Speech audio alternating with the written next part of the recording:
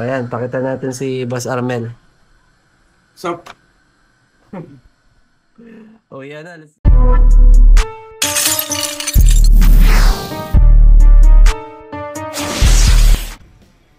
Guys, nandito tayo ngayon sa The Grove, Pasig City.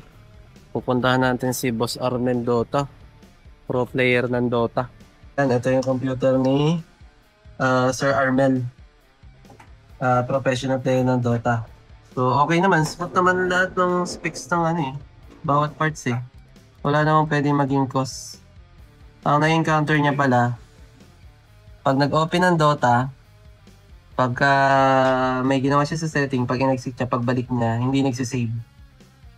Tapos yung Discord, hindi daw ma-install. Pag-check natin ng storage, ayan, yung C puno na. Wala nang free space. So kapag ka... Sige sa. Ang problema kasi pag ganyan na puno yung C, once na may gusto kang i-operate, kakain ng space yan eh. Kaso wala nang free space. Magkakaproblema ka. Or may gusto kong apps na i-install, magkakaproblema. Ang capacity lang kasi nitong C, 240 o 256. Then itong D, 1 tera. So, gawa natin ng paraan para magkaroon ng free space. Pero kung hindi talaga, isasuggest natin na kung may budget, mag-upgrade ng mas mataas na SSD. Ayun, yan. Gawin natin. Let's go. Ayun na, okay na. So, nagkaroon ng free space na focus 116 gig. So, ang ginawa lang natin, install natin yung mga apps na hindi kailangan. Tapos, trinay natin na i-backup yung mga files, ilagay sa D.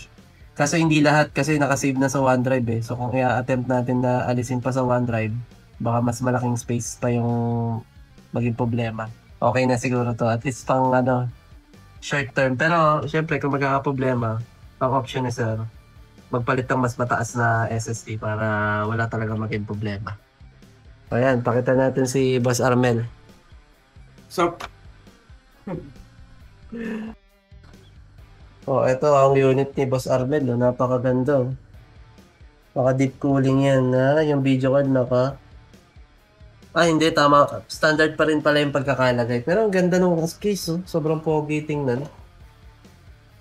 Then, dual monitor. Ayan. Sige nga, flex nyo nga yung inyo. Ayan. Nandito na tayo. Tara na. Uwian na. Para makapagpahinga tayo maaga tayo bukas.